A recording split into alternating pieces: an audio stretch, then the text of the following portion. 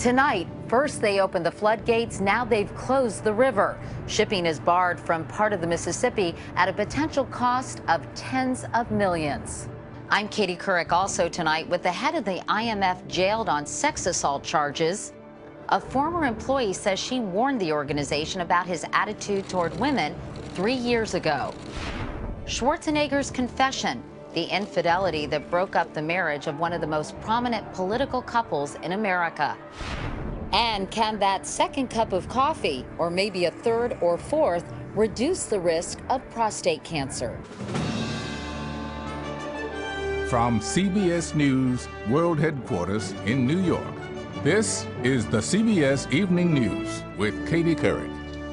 Good evening, everyone. The government is taking new steps to control the rain-swollen Mississippi. For weeks now, flooding along the river has wiped out roads, destroyed homes, and forced entire towns to evacuate. Today, to relieve pressure on levees, the U.S. Coast Guard closed the port at Natchez to barge traffic, effectively severing a major shipping artery. And as national correspondent Dean Reynolds reports, that could cost the U.S. economy dearly. In Vidalia, Louisiana, Carla Jenkins' tugboat business is down 80%.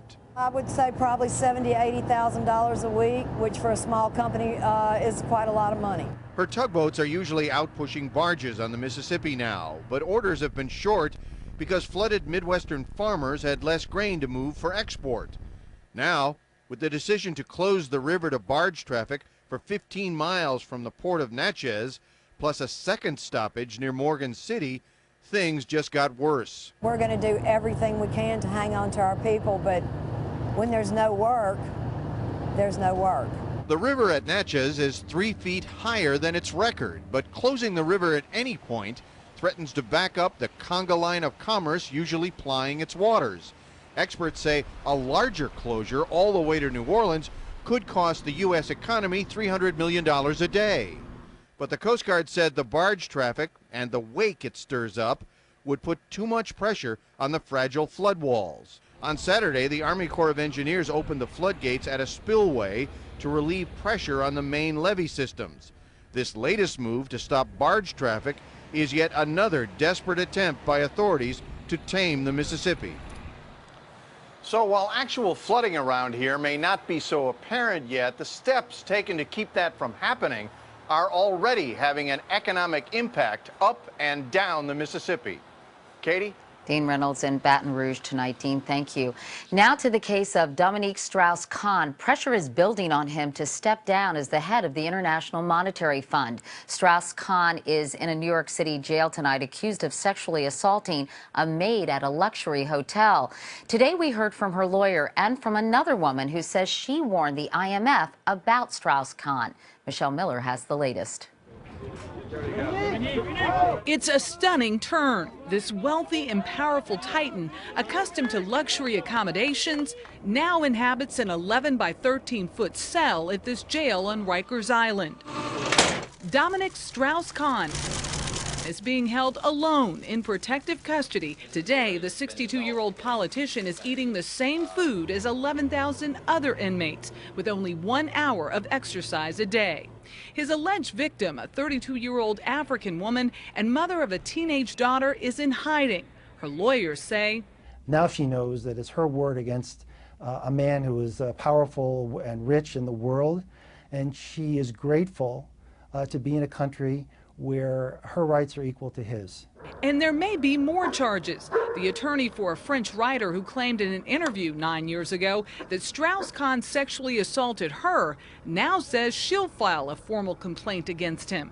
As more sensational allegations surround the man so influential he's known by his initials DSK, the French are riveted and repulsed. It's back-to-back coverage, wall-to-wall. French TV journalist Guillaume Debray says the photographs of Strauss-Kahn, the suspect, in handcuffs and in court, were seen by the French as insulting and unfair. Showing such images before a conviction is against the law there. Some even suggest the probable presidential candidate was set up by his rivals. People are being so shocked, by the downfall of this guy that they're trying to find any explanation. But DSK had a reputation as a ladies' man. A former IMF staffer who had a brief affair with him told the IMF board that he was, quote, a man with a problem that may make him ill-equipped to lead an institution where women work. And CBS News has learned that Strauss-Kahn has been placed on suicide watch as a precaution, and Katie's due back in court on Friday. All right, Michelle, thanks so much, Michelle Miller. In other news, when Arnold Schwarzenegger and Maria Shriver announced their separation after 25 years of marriage, it came as a big surprise to most people. To the outside world, they seemed like a happy couple. But today, Ben Tracy reports the outside world learned the secret the former governor had been keeping from his wife and almost everyone for a decade. For the people, your governor for the next 4 years, Arnold Schwarzenegger. Maria Shriver was her husband's biggest backer. Many say she's the reason he was elected California's governor. I know how many votes I got today because of you. Yes. But what she did not know at the time is that Schwarzenegger had a secret. At least 10 years ago, he fathered a child with a woman who worked in their home. He's reportedly been supporting the child financially ever since, including his 7 years in office. The bombshell of a headline on the Los Angeles Times this morning forced Shriver to respond. She said, "This is a painful and heartbreaking time. As a mother, my concern is for the children. I ask for compassion, respect, and privacy as my children and I try to rebuild our lives and heal." Shriver reportedly learned the news in January and moved out of their Los Angeles home. We both love each other very much. The couple announced their separation last week. Now in a statement, Schwarzenegger says, "I understand and deserve the feelings of anger and disappointment among my friends and family. There are no excuses, and I take full responsibility for the hurt I have caused." This revelation makes Schwarzenegger's 2003 run for governor seem incredibly risky. The rule in political scandals is it's not so much the original offense, it's the cover-up. And in this case, there was a cover-up. During the campaign, Schwarzenegger was accused of harassment by a dozen women. I have behaved badly sometimes. It was Shriver who said he'd changed. He is an extraordinary father. He's an extraordinary husband. On his Twitter page today, their 17-year-old son Patrick said he still loves his family, but he signed his tweet with the last name Shriver. This news has clearly taken a toll on Schwarzenegger's family. What remains to be seen is what impact it could have on the movie career he's trying to relaunch in Hollywood. Ben Tracy, CBS News, Los Angeles. To presidential politics now. Just days after Newt Gingrich announced he's running for the Republican nomination, his campaign is in trouble. Jan Crawford is in Washington tonight. And Jan, his candidacy has been marked by a lot of missteps straight out of the gate. Well, that's right, Katie. I mean, top Republicans are now saying Gingrich is in serious trouble and that his campaign tonight is in jeopardy. It all started with his appearance on a Sunday talk show. He was rolling out his presidential campaign when he suddenly took aim at Republicans, specifically Congressman Paul Ryan's budget plan. I don't think right-wing social engineering is any more desirable than left-wing social engineering. I don't think imposing radical change from the right or the left is a very good way for a free society to operate. Now, leading conservatives went ballistic. They said Gingrich had hurt the party and all those Republicans who were supporting the Ryan plan. And then there's embarrassing news this afternoon for Gingrich. His wife's financial disclosure form revealed they recently had owed American Express between $15,000 and $50,000, and he owed between $250,000 and $500,000 to the upscale jewelry store Tiffany's. That is not a good message when voters care most about the economy and how they're going to make ends meet. So the question now is, how does Gingrich survive? With all that's happened this week, will he be able to hold on to some of those big money donors, or are they just going to take a walk? Katie? Jan Crawford. Jan, thank you. Turning overseas, something happened today that would have been unimaginable just a few years ago. Britain's Queen Elizabeth flew to Ireland, a visit made possible now that peace has taken root in the north. But before she arrived, police defused a pipe bomb left on a bus outside the capital. More on the royal visit from Mark Phillips in Dublin. It takes about an hour to fly from London to Dublin, but this trip took 100 years.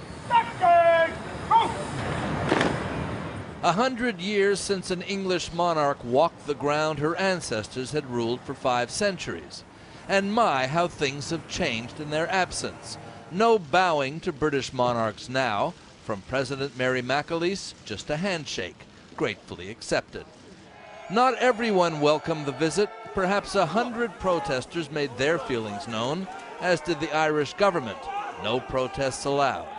In fact, almost nobody allowed anywhere near the Queen. Her motorcade rolled through empty streets. 3 bomb scares, one of them involving a real bomb that police made safe, had preceded her arrival. Normally, a royal visit presents problems of crowd control. Here they've solved that by crowd avoidance. This is central Dublin, effectively locked down for this visit. Anglo-Irish history is written in blood. From the brutal suppression of the 1916 uprising that led to independence, through the decades of violence of the Troubles in Northern Ireland. But this visit was about moving beyond history. The Queen laid a wreath at the memorial to the Irish who had died fighting against the British. And it was the talk of Dublin's streets. With royalty and state visits, it's all about gesture. It's gesture politics. And yeah, I think they're important gestures. There was another subtle gesture. The Queen wore green. Mark Phillips, CBS News, Dublin. To health news now, and an intriguing new study about prostate cancer. The study involved 47,000 men, and it found those who drank a lot of coffee, 6 or more cups a day, reduced their risk of lethal prostate cancer by 60%. Dr. John LaPook is our medical correspondent. And John, we've heard a lot about the health benefits of coffee before.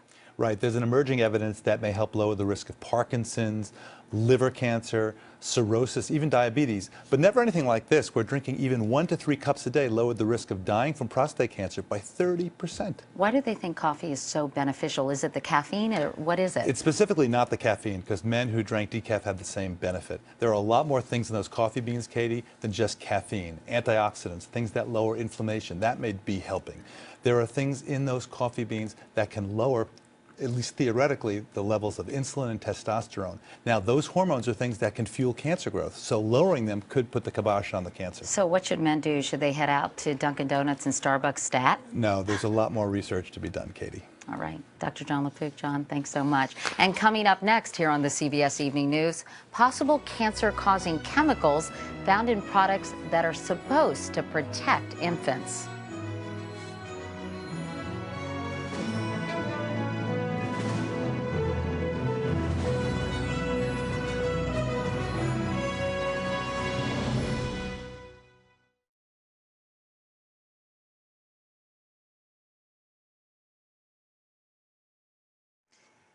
We put babies in car seats to protect them from danger, but could there be a danger hidden in those car seats and in other baby products as well? A study to be published in Environmental Science and Technology looked at the flame retardant chemicals used in dozens of baby products. Wyatt Andrews now on what that study found. Here is an insert from a car seat. The study focused on the foam padding that comes in baby products like car seats and diaper changing pads. The researchers, led by Heather Stapleton of Duke University, expected to find flame retardant chemicals, but not this. Of the 101 products tested, 5 contained the chemical penta, which was banned by 8 states as a neurotoxin and phased out by industry. 9 had small amounts of the chemical TCEP, which California has labeled a human carcinogen. And 36 had chlorinated tris, a chemical the Consumer Product Safety Commission calls a probable carcinogen. I became concerned when we were finding certainly chemicals that were shown to be suspected carcinogens or known carcinogens. The study does not identify brand names, but CBS News has learned chlorinated tris was found in 3 even flow car seats and 1 Snuggly baby carrier. What's causing some of the concern is that flame retardant chemicals are known to migrate from foam into the air. That means that a baby being changed on a foam pad will be exposed twice, first through the skin and then by simply breathing. To me, Dr. Stapleton's paper is a wake-up call. Dr. Linda Birnbaum is the director of the National Institute of Environmental Health Sciences and a leading expert on toxins. I am concerned about not only cancer, but reproductive or neurological effects as well. The developing brain? The developing brain. The makers of Evenflow and Snuggly tell CBS News in a statement protecting children is Evenflow's #1 priority, and that it uses chemicals to meet mandatory federal and state flammability requirements. The chemical manufacturers tell us flame retardants provide important fire safety benefits, that chlorinated tris is safe for use in consumer products, and says the new study does not show harm to infants because it does not address exposure or risk. Dr. Birnbaum agrees there is no proof of harm, but says that's not the question. I think the question would be, why do we need these chemicals in baby products at all? By coincidence, Professor Stapleton had her second child last week and at home has replaced as many foam-based baby products as possible. In the balancing act between fire safety and chemical exposure, she sees chemicals as the greater risk. Wyatt Andrews, CBS News, Durham, North Carolina. And coming up next, shipwreck on land. 2 months after the tsunami, the cleanup has barely begun.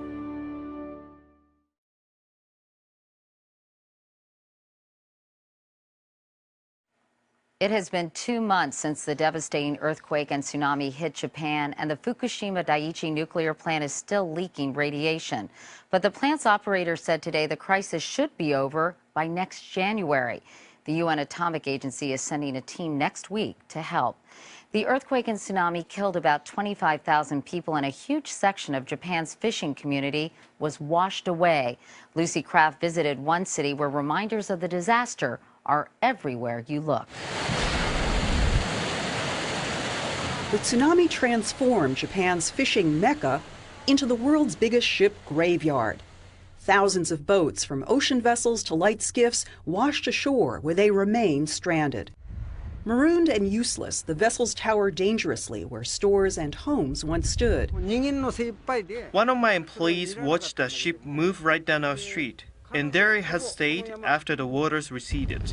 The beached ships are just another obstacle for this decimated town where the fishing industry supports 8 out of 10 workers.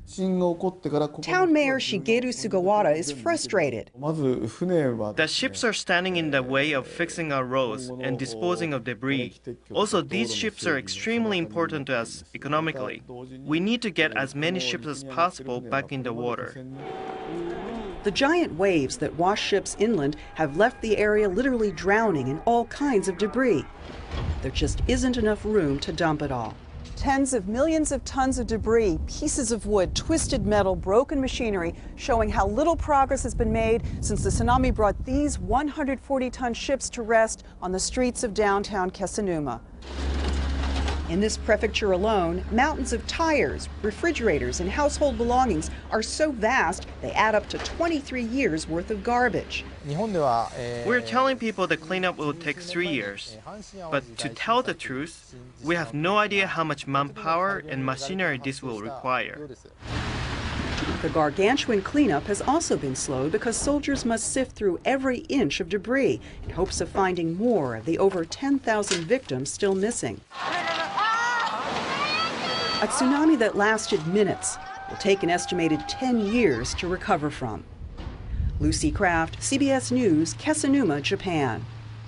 And coming up next, call in the kids. They won't want to miss the amazing things you can do if you have a good head on your shoulders.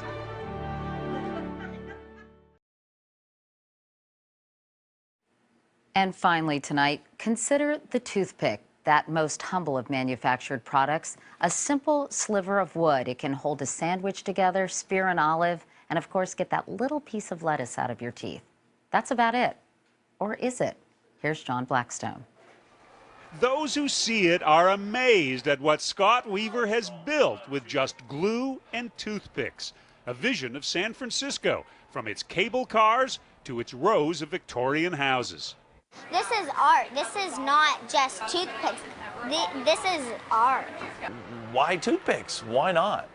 Weaver says he's used at least 100,000 toothpicks to recreate virtually every landmark in the city. I mean, the amount of time and detail in this, people are going to say, this guy's crazy. Yeah, what kind of eccentric idiot would spend thousands of hours making a toothpick sculpture? That's me. He's been working on his toothpick sculpture for 36 years. My mom always said, Scotty, get that thing done, get it out of your wife's living room. It's now on display at San Francisco's Science Museum, the Exploratorium, where he's giving guided tours. Just follow the ping pong ball. It's called Rolling Through the Bay. It goes behind the Rice-A-Roni cable car, Transamerica building, painted ladies. They go into Chinatown under the bridge, goes into the Palace of Fine Arts, dropping down into the Ferry Building. The World Series trophy for the Giants. You shoot the tube underneath this guy's surfboard, and then they come down here across the Golden Gate Bridge. It's a piece of art, no question. It's absolutely art, and it's beautiful. That's the way art should be. There's no rules. And with no rules, Scott Weaver has turned the humble toothpick into a building block of wonder. It's pretty fantastic. It's unbelievable. I mean, unbelievably beautiful. John Blackstone, CBS News, San Francisco. And we agree. That's the CBS Evening News for tonight. I'm Katie Couric. Thank you for watching. I'll see you tomorrow. Good night.